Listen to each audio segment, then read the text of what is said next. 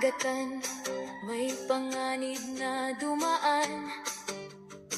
Geras, piratikas, sa kasaysayan ay tandaan. Mga pagsalakay, nagdulot ng takot at kaguluhan. Ngunit sa paglipas ng panahon, aral ay naiwan. Sa Luzon, dagat ay mahalaga. Dito nag-uugnay ang mga isla't kultura. Kalakalan at paglalakbay ay umusbong noon. At iba't ibang pamayanan ay nagtagpo sa panahon.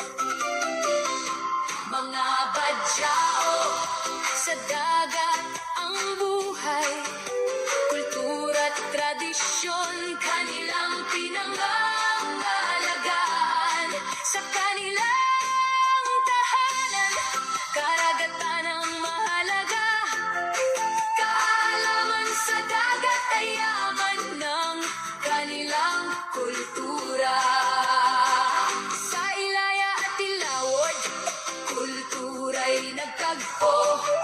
Magkakaibang pamumuhay ngayon'y nagkaugnay dito. Sa bundok at kapatagan, sa dagat at baybayin, kultura ng bawat isa dapat nating pahalagahan at mahalin. Tayo'y bahagi ng komunidad, may tungkulin at may pananagutan. Geography ay ating unawain, kultura natin ay dapat mahalin. Sa pagkakaisa at pagtutulungan, ating komunidad ay uunlad kailanman. Sariling kultura ay ating iingatan. Para sa susunod na henerasyon, ipagpapatuloy natin.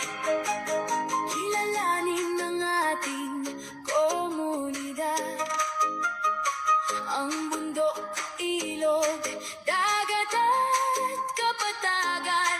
Sa heograpiya ating matututunan kung paano nabubuo ang ating pamumuhay at tahanan. Bawat isa'y may mahalagang papel sa komunidad.